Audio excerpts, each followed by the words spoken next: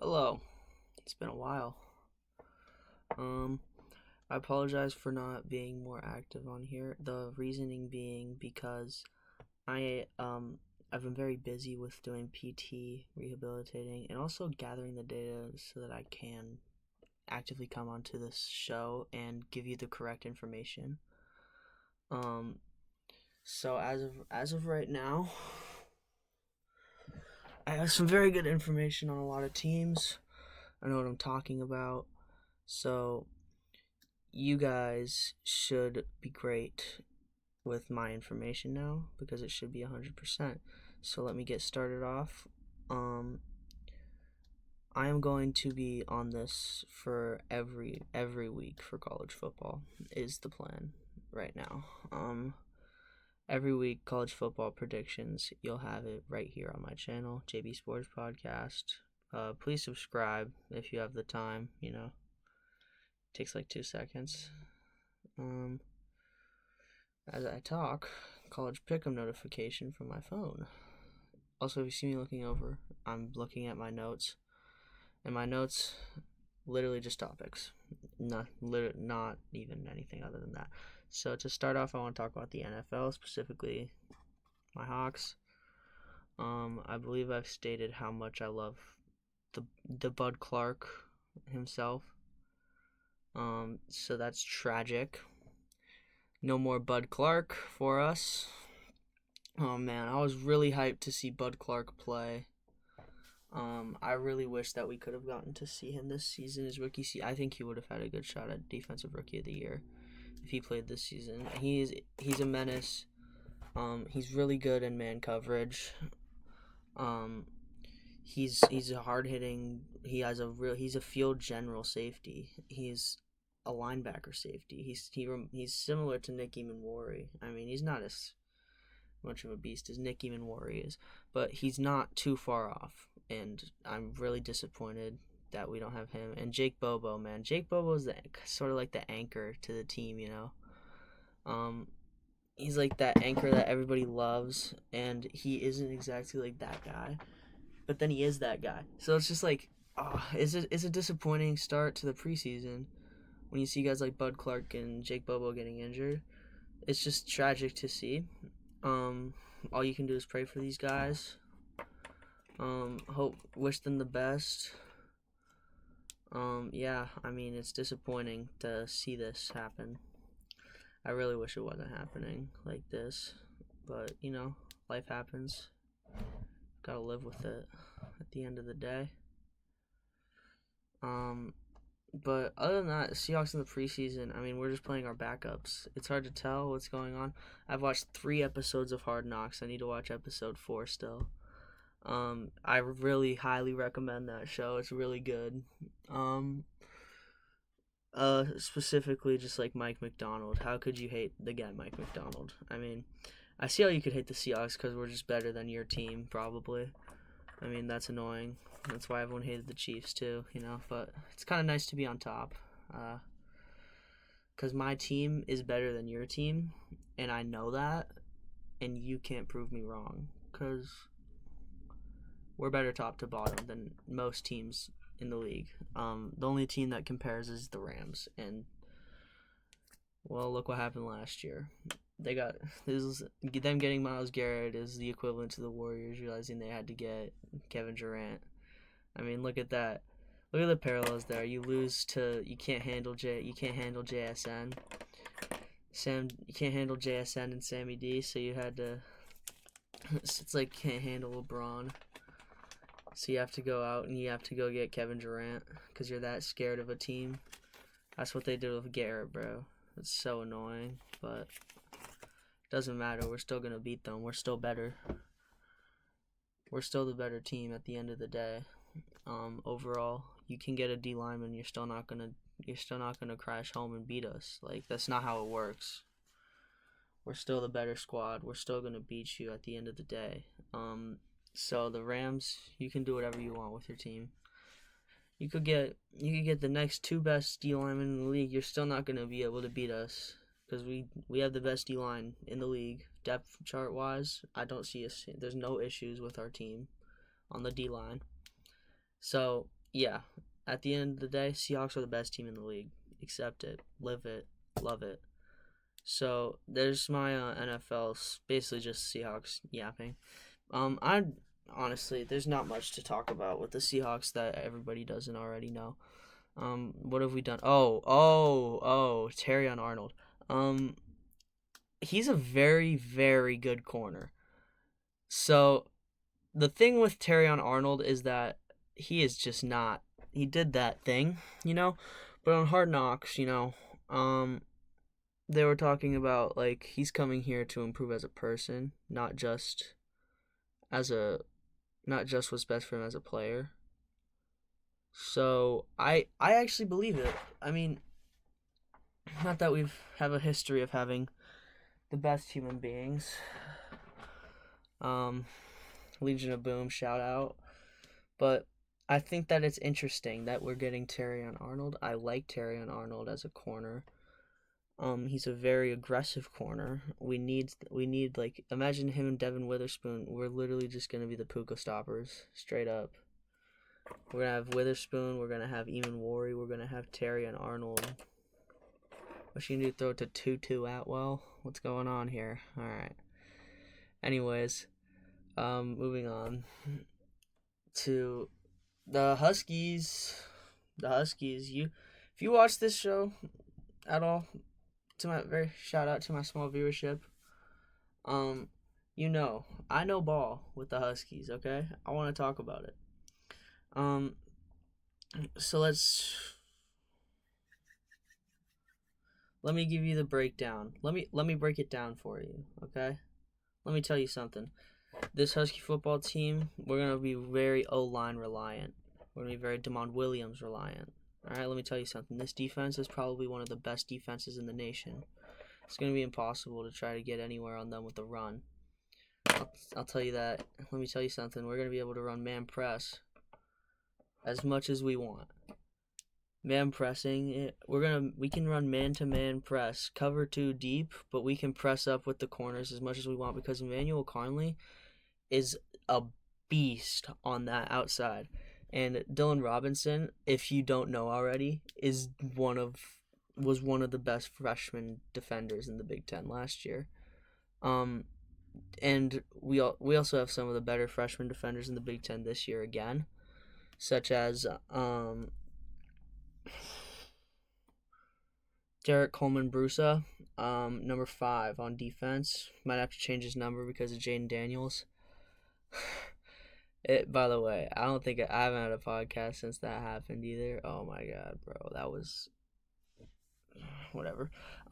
Anyways, but I'll be more with the time soon. But moving on to what was I just saying? No, I lost it. Sorry guys, this is basically a live stream.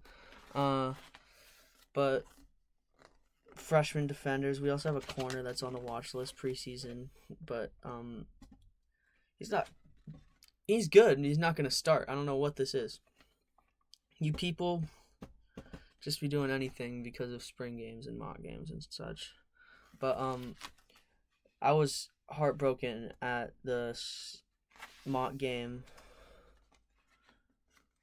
when I saw. I was very hyped up when Emmanuel Conley came in and just absolutely trucked Mason James. But it was tragic to see Mason James hurt, get carried off the field by his coaches and teammates. I was really excited about him, especially learning under Desmond Roebuck at a slot position. It's very sad to see. He's a guy with that speed, that talent, that kind of work ethic too, to go down like that. I mean, I'm not blaming Emmanuel Conley. Was just making a big play, right? He was just making a big play. It wasn't thud tempo. It was full tackle. It was live, and he just made a big play, and that happened to result in the tragic tragedy of Mason James getting injured. I don't know exactly what the injury is. I haven't heard anything about it. I'm hoping that he'll be back because we need him. If we need him. If Desmond Roebuck gets hurt, we're screwed at the slot position. And that would just not be ideal. As a common football fan, I think everyone knows that you can't have your slot receiver hurt. We wouldn't have a slot receiver if he was hurt. We would have to sub Chris Lawson into the slot, who I would also like to talk about right now. Chris Lawson had absolutely dominated in fall camp. The two guys I remember were memorable in fall camp: Christian Moss and Chris Lawson. All right, the C's, C squared. These guys were absolute beasts. Christian Moss had this touchdown catch in a practice, and it was gorgeous. I mean, like the throw was gorgeous, but it was a contested ball, right? And it was over the shoulder, but it wasn't a body catch, so he had to catch it like this, and he had to bring it behind his back and like keep it off the ground. It was so sick. Like, it got me really excited to watch him more this year. We're gonna have him and Jordan Clay playing alternating at X. I mean, we're not losing anything by one of if one of them is hurt. Your only problem is that Jordan Clay. The only difference is that Jordan Clay is a little bit slower than Christian Moss and younger. So other than that, I would be very comfortable with either one of them starting at X. But that's my Christian Moss has been looking absolutely fantastic, is my point. So shout out to Christian Moss, number 5. Watch him this season. He may not be our wide receiver 1. He may not be that X factor guy, but he's going to be an important guy that teams are gonna have to worry about. You can't just leave him alone with your worst cover guy. You can't leave any of our guys alone with your worst cover guy, because they're not used to going against bad cover guys in practice. They've only gone against elite corners and safeties, because that's all we've produced. All we have is elite corners and safeties, and it's been very good for the wide receivers' development. The offense in fall camp was definitely had a better display than the defense, I would say. But that wasn't the case in spring, so that shows you the signs of improvement that needed to happen. So that was really important, and that was really good. That was really good to see, because now the defense is going to want to work up to be better than the offense. And Demond has become a really good pocket passer. Specifically, Desmond Roebuck didn't go 100% every practice. He wouldn't go to he would kind of alternate when he went. He would sometimes be at practice. It's not like a douchey thing, like he was just like, oh, I don't want to practice. He was kind of hurt. He was hurt a little bit, but he'll be back fully healthy for week 1, so it's okay. I don't know exactly what his injury was. But Chris Lawson would have to go into the slot sometimes. So the line would be Chris Lawson, Rasheed Williams, and Christian Moss. Rasheed Williams, Christian Moss, Chris Lawson. So that was very impressive. Sorry. And then, apologies for the delays, but the Chris Lawson was very impressive out of that slot position. He's better out of a Z or an X position, but really you can move him wherever and he'll just adapt. I mean, he's just an absolute...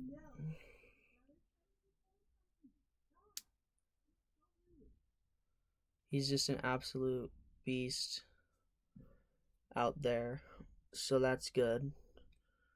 And then, okay, where was I? All right, Chris Lawson and Christian Moss. And then, yeah, so those two guys have been performing very well. And then, okay, I would like to talk predictions. So you people have access to this as well, so I assume that you can pull it up on your own.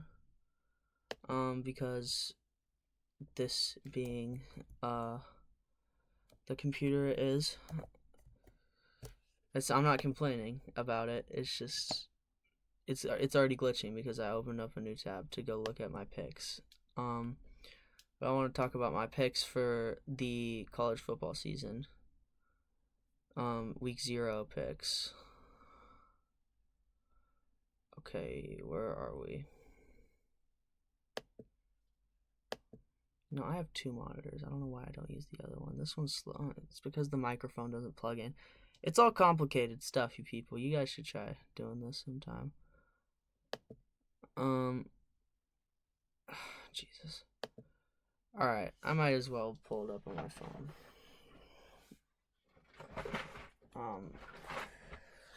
Okay. It should be loading here soon. Like someday. No, screw this.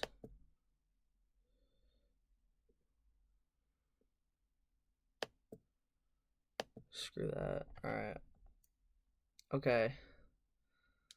I'll tell you, for the TCU North Carolina game, my pick was most definitely going to be TCU. Jordan Dwyer returning, and with their quarterback, oh my god, what's his name? I literally know his name. I'm telling you guys. I'm not lying right now. But I know his name. But it's going to be it'll be an interesting game. I don't think that North Carolina is going to win though. They're not very impressive. To put it plain and simple. Yeah. Moving on though, San Jose State USC. I mean, you're an idiot if you don't think USC is gonna win this game, people. Come on, are we serious? USC's smoking San Jose State any day of the week. They're just gonna obliterate them. Well, this NC State Virginia game should be really interesting though. So, CJ Bailey returning for NC State is definitely interesting. He's a pretty impressive quarterback, if I do say so myself. But ultimately, I think NC State's gonna win this game. I think this will be a very entertaining game, but this is probably my only upset pick for week 0. I would say that NC State beating Virginia is probably your best bet. So, bettors out there, you should take NC State against Virginia because Virginia really isn't that impressive. It's just that people talk about them from last year, and ultimately, that's not how it works. You're not going to be as good as you were last year. It's like Indiana's not gonna. It's like saying, it's like the Indiana hype. Indiana's not gonna replicate at all what they did last year. They're not an elite program at the end of the day. They're not gonna be elite. They're not gonna continue to be elite. They're gonna flop because Josh Hoover's not the guy. It's similar to that with Virginia, but I mean Virginia's obviously weaker than they didn't win the national championship last year, but they're not as good at the same time. And then New Mexico State versus Florida State. I mean, we're kidding, right? And then Hawaii versus Stanford. Another upset pick here. I got Hawaii. Hawaii did an impressive job in the transfer portal. They have their quarterback is very impressive.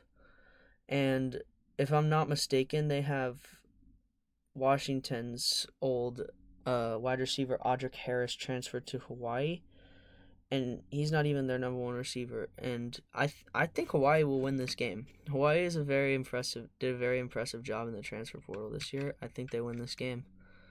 I think that'll probably be the most fun game of week 1 for you people on the East Coast. You get the 7 p.m. game. It's only at 4 o'clock for me, unfortunately, but I'll enjoy some dinner after that game. Or during. We'll see. But that'll be... Okay, your best games, NC State, Virginia, and then after that, Hawaii versus Stanford. Those will be your most fun games of the day. A lot of you people might think it will be North Carolina versus TCU, but I will correct you and tell you Hawaii versus Stanford and NC State versus Virginia are your best bets for having a good week zero. Okay, these week zero games are good. Okay, I like them. I really like Hawaii. University of Hawaii is going to be very good. Hawaii University. I don't actually know. I'm curious. I kind of want to check it out there, but I heard it's mostly Surfer Bros and stuff, and I'm just not at all that. I mean, look at what I'm doing right now. Clearly not. But yeah. So that's what I got for you, college football wise. College football is very good right now. I would like to go back to the Husky update. I forgot something. The basketball program exists. It's literally the background. So let's talk about it. I don't think I've talked about it much on here, but what it is, Ryan Beasley will be your starting point guard. He was the starting point guard for San Francisco for 3 years before this. He's a pretty good player. I think he'll probably have the ball in his hands a lot. Who else is gonna start? Probably Wesley Yates will probably be your 2 shooting guard. He's a very aggressive shooting guard, but he was on a bit of a slump at the end of the year last year. Your 3 will probably be Steele Venters from Gonzaga. Steele Venters, impressive player. He's 6'7" shooter. He only averaged 5 points per game at Gonzaga, but if there's any Zag fans that actually watched him, they know that he is more important than that and that he's better than that. So, Steele Venters is good. Transfer from Texas Tech, LaShawn Watts will probably be at your 4. Little guy, big rebounder. Love him. Very good player. Very experienced player. He was a starter for one of the best teams in the nation last year. I'm actually pretty excited about this team now that I think about it, because at the 5 you're gonna have likely lottery pick Nikola Japina, who balled out at the U20 Eurobasket this year. For those of you who don't know, you should go look at he was first team U20 Eurobasket tournament. He made it to the finals, and he was the best Serbian player out there, and he was hooping, man. He was using his post game. I was impressed. I mean, he learned a couple of things since last year, and I think that he can let it fly this year. He's probably going to be our leading scorer. He's probably going to be our best player, and then we have a lot of foreign guys coming in. Winnie Silva from Brazil, Tristan Devers from Australia, but I think this team should actually be pretty good. I think that it'll be a pleasant surprise. So I think that it'll be a pleasant surprise. It might end up like last year, which isn't terrible. So, I would, honestly, last year is like the standard for Husky basketball at this point. Sick of being such a big fan of them, man. The fact that I know the starting 5 probably means I'm one of the bigger fans out there, man. It's ridiculous out here nowadays. You can't do anything, man. It's transfer portal. I mean, we have gotten so many guys from the transfer portal already. Like, I just named our whole starting lineup. 3 of them were from the transfer portal. I guess that's fine. 1 returning starter, 2nd returning player, but Matty Traore, returning player. I thought he was gonna be very good last year. He didn't end up playing last year, but it's okay. He's a very good player. He played in JUCO. You should go check out his highlights on his Instagram page. It's The Snake is his Instagram. Very good, very versatile, big player, 7-footer. He can shoot the 3. He can jump out the gym. He's very athletic, big. I like him a lot. He's like a shooting Frank Kefnog, almost, if that makes sense. But yeah, okay. Last part. Let's talk about the NBA.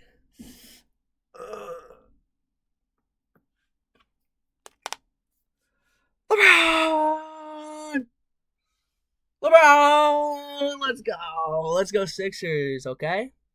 I know I got the KD shirt, okay, but this is just a little advertisement. Sonics can come back sooner. Um, Not an actual advertisement. It's just in hope that the Sonics will come back sooner. LeBron! All right. Let's go Sixers. Sixers are my squad now. The 76ers. I don't have any gear, unfortunately, for the Sixers. But, Christmas is a couple months, right? I don't even know, man. I'm going back to school soon. I don't want to at all. But, that means college football is back, and that's a good thing. Okay? That means football's back. That's a good thing. That means basketball's back soon. That's a really good thing. I mean, they're both amazing things. Don't get me wrong. But I get to watch LeBron James dominate with the Sixers. Like, you stop a Tyrese Maxey Joel Embiid pick and roll. Here's a Jaylen Brown ISO. You stop that. Yeah. Here's a LeBron fadeaway jumper in mid-range from mid-range. Okay? You're not stopping this team, bro. It's ridiculous. I mean, I don't understand how you could even get with this team is ridiculously good. They got JB, LeBron, and Embiid. That's the real big three. And Maxey, big four. That's 4 all-star caliber players right there. And then they got little VJ. Little VJ. He's tough, though. Yeah, the best when LeBron signed.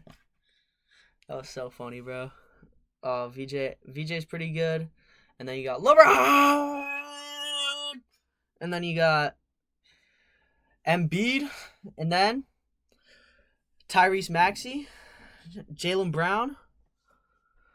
That's a pretty good squad if you ask me. Hold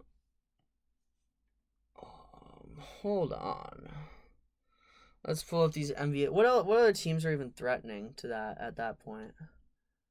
Okay, I need to talk about some teams. The Hawks were nasty, dude. Like, do you guys remember that the Hawks almost took the Knicks out of the playoffs in the first round? I thought they were going to before the playoffs.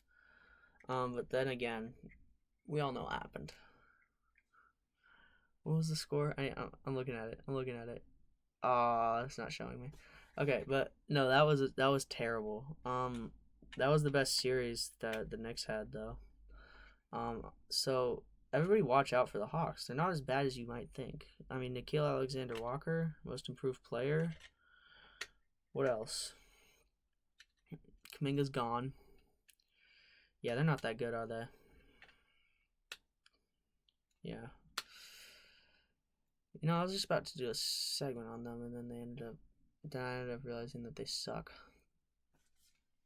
The NBA draft, I already talked about it a little bit, but the Charlotte Hornets, bro, why we get rid of LaMelo?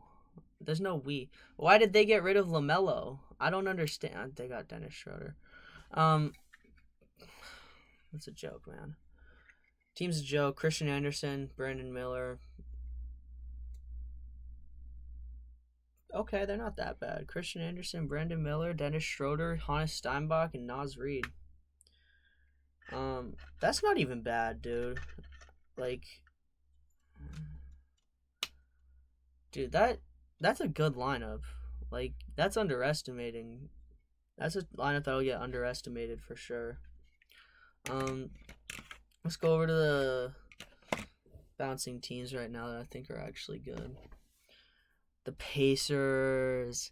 You guys do not remember playoff Hallie if you don't think the Pacers are going to be good, because the Pacers are going to be nasty and Hallie's going to be the reason for it.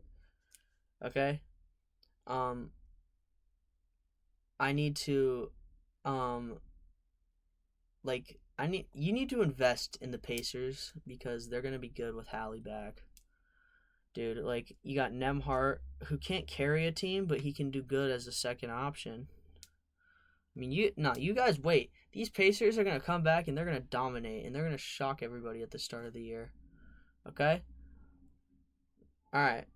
Moving on. Ooh, wait. The Portland Trailblazers. That is scary.